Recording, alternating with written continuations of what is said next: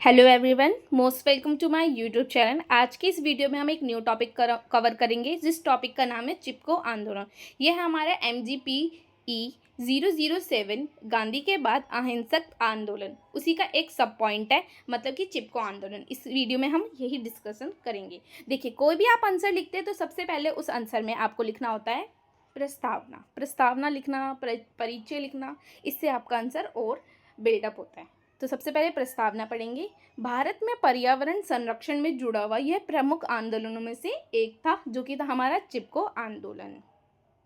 पेड़ों की कटाई व प्राकृतिक संसाधनों की रक्षा के लिए किया गया था। इस आंदोलन में क्या हुआ था? अहिंसात्मक जन आंदोलन। इसमें बिल्कुल भी हिंसा नहीं हुई थी, ये एक अहिंसात्मक जन आंदोलन था।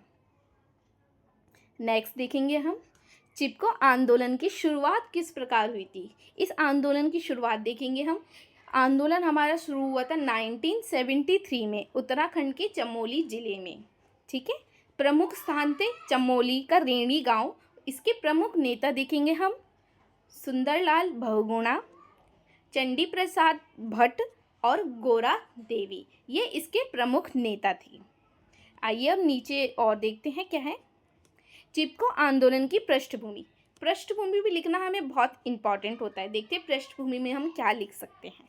फर्स्ट पॉइंट लिखेंगे कि वहाँ पे क्या समस्या हो रही थी। देखो, समस्या तो यही थी कि वनों की अंधाधुंध कटाई हो रही थी, क्योंकि स्वतंत्रता के बाद जो उद्योगपति थे, बड़े बड़े ठेकेदार थे, उनको वहाँ पे कॉन्ट्रैक्ट मिला था कि जो उत्तराखंड है, मीन्स उत्तर प्रदेश के जो पहाड़ी क्षेत्र है, जंगल है, वहाँ पर अत्यधिक कटाई करना था। ठीक है, इससे वहाँ के जो निवासी थे, स्थानीय शासन था, वहाँ पे अनेक समस्याओं का समाधान करना पड़ रहा था उनको।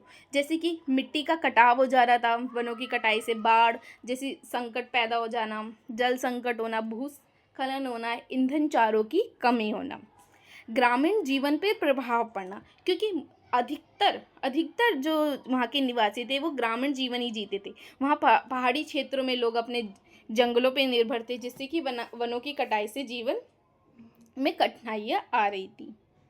थर्ड पॉइंट है सरकारी वन नीतियाँ। जो सरकार द्वारा वन नीतियाँ बनाई गई थी वह कुछ इस प्रकार थी कि जो वन नीतियाँ थी ना, वहाँ पर स्थानीय लोगों की आवश्यकताओं को इग्नोर किया गया, जबकि वहाँ पर व्यापारिक हितों को प्राथमिकता दी गई। चिपको आंदोलन की प्रमुख घटनाएं देखेंगे। इसमें क्या क्या घटनाएं हुई थी।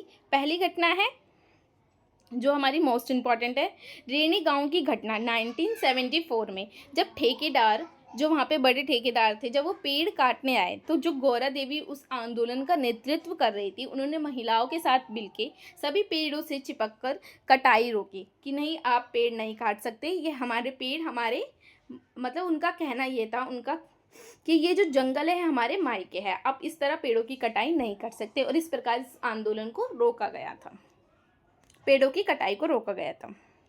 अब देखेंगे चिपको आंदोलन के मुख्य उद्देश्य क्या थे इसके। फर्स्ट पॉइंट था वनों की रक्षा करना, क्योंकि वनों की अंधाधुंध कटाई हो रही थी। इतने ज़्यादा अधिक अगर आप पेड़ काट दोगे तो जंगल किस प्रकार सुरक्षित रहेंगे। और सेकंड था पर्यावरण संरक्षण। अगर जंगल ही नहीं रहेंगे तो पर्यावरण का कैसे संरक्षण हो सकता है।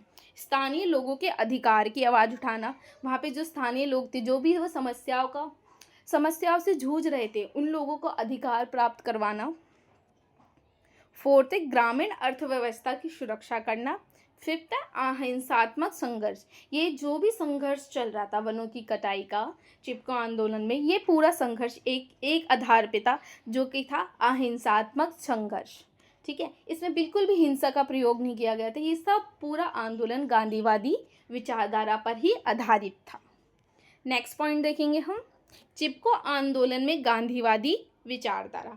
अब हम इस आंदोलन को गांधीवादी विचारधारा के माध्यम से समझने का प्रयास करेंगे।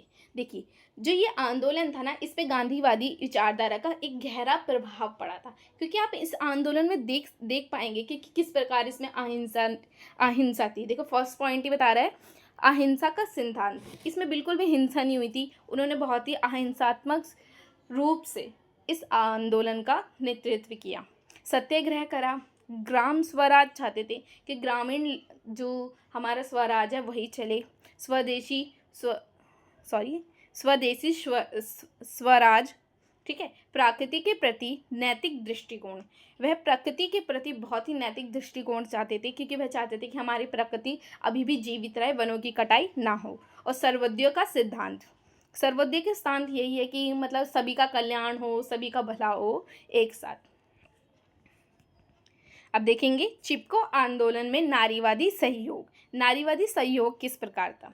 सबसे पहले महिलाओं ने जो वहाँ की केंद्रीय भूमिका निभाई, क्योंकि महिलाएं वहाँ पे बहुत ही महत्वपूर्ण भूमिका निभाती है। वो है वहाँ की खेती करना, पानी लाना, अपने पशु पक्षियों को चारा देना, मुख्य कार्यों में महिलाओं का ही देखा जाएगा। और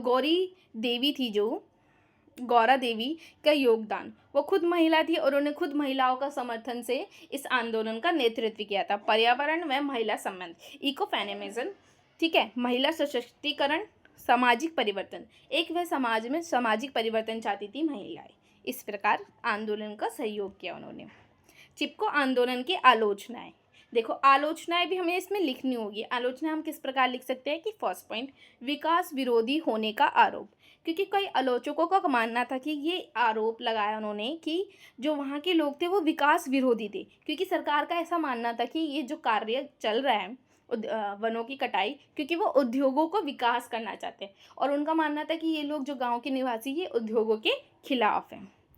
सीमित आर्थिक विकल्प, क्योंकि वहाँ के जो जीवन थे ना, जीवन वो निर्वाह कर रहे थे, तो वहाँ पे सीमित आर्थिक विकास था, विकल्प था, क्योंकि वहाँ के अधिकांश लोग सिर्फ कृषि पर ही निर्भर रहते थे, ग्रामीण जीवन रहते थे। क्षेत्रीय सीमाएं, ये जो आंदोलन था ये सिर्फ कुछ ही क्षेत्र के चमोली क्षेत्र तक ही सीमित रहा था। राजनीतिक उपयोग, महिलाओं की भूमिका कम मूल्यांकन करना, कई जो आलोचक है वो कहते हैं कि इसमें महिलाओं की भूमिका का कम आलोचनात्मक किया गया है। इस प्रकार आप इस आंसर को लिख सकते हैं कंप्लीट, और निष्कर्ष आप जो भी आपने इतना सब आपने अभी पढ़ा है उसके अकॉर्डिंग आप अपना निष्कर्ष भी लिख सकते हैं। इस प्रकार अगर आपका क्वेश्चन आ जाए, किसी से भी रिलेटेड आ जाए, चिपको आंदोलन में कोई भी गांधी वादी विचारधारा आ जाए या नारीवाद पे आ जाए, उद्देश्य, महत्व, विशेषताएं, आलोचनाएं, तो आप इस प्रकार अपना आंसर एक फॉर्मेट में लिख सकते हैं। अभी मैंने सिर्फ पॉइंट्स लिखे हैं और एक्सप्लेनेशन आपको समझाई है, पर जब आप एग्ज़ाम में लिखेंगे ना तो इनको डिटेल में मतलब वन पैराग्राफ में एक एक पॉइंट को एक्सप्लेन कर देना विद द एग्जाम्पल्स। इस तरीके से आप लिख सकते हैं। सो आई होप आपको ये वीडियो पसंद आई होगी। So please do like, share and subscribe to my YouTube channel. Thank you so much.